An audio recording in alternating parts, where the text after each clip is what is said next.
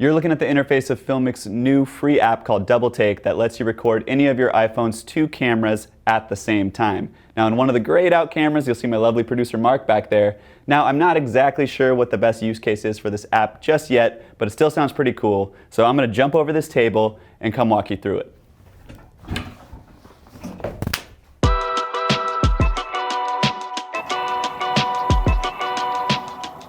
So you probably remember Apple demoing this feature on stage at the last iPhone event. It's finally here, and good news, the interface looks pretty much the same as it did then.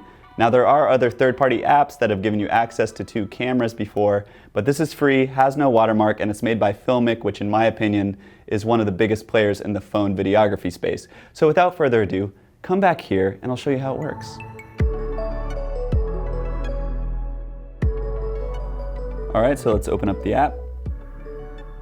And then down in the bottom corner, click this little lens icon, and we can see all 4 of our cameras, with the ones in color being the ones that are active. Now to be clear, this can only record 2 cameras at the same time. It can't record 3 or 4, and obviously it also does portrait mode as well as landscape, although I would personally mostly use it in landscape. So let's pick our cameras. Let's do the selfie camera, make that the A camera, and the ultra wide. And then down here you can change the frame rate. We got crispy 24 frames a second, 25 frames a second, and 30. And that's where it maxes out, is at 30. But let's keep it in 24. And then tap confirm. And then we'll preview both of our cameras. We'll move this out of the way. And before you roll, you can tap into either of these cameras and double tap to lock exposure and focus. And then we can expand this one and do the same. Focus on this lovely succulent. Succulent is a weird word when I say it like that. And then minimize that. So let's just go through the different modes. Up here you can see we're recording in the discrete mode, and this is what I would use most of the time.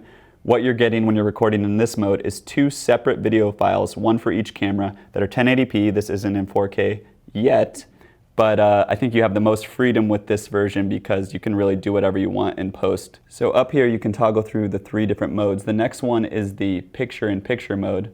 Now I personally wouldn't use this mode as much because if you press record, you're getting everything you see in the frame, including this little box. Now, you will capture this box moving in your final video file, which is like kind of fun. I don't know what you would use it for. I guess you would use it for like when I'm skating around looking like a doofus, you can see my face and then also see where I'm going.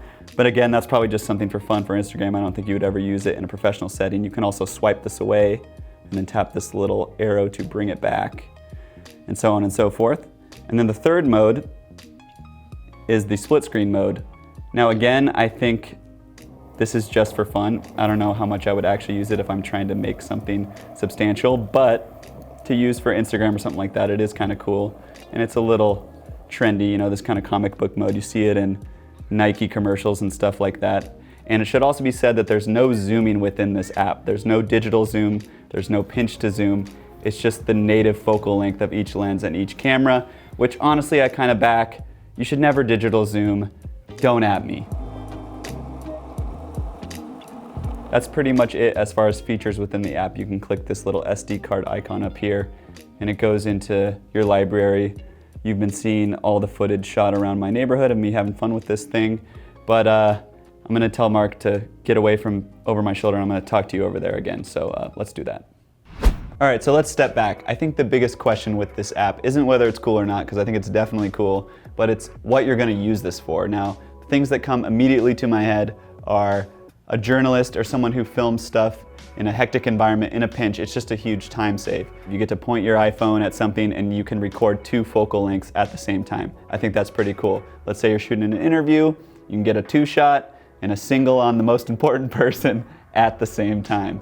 So that's a situation where I think this would be super useful. Apple used the example of maybe you're at a concert and with one camera you can film the whole band, and then with the telephoto you can focus on the singer.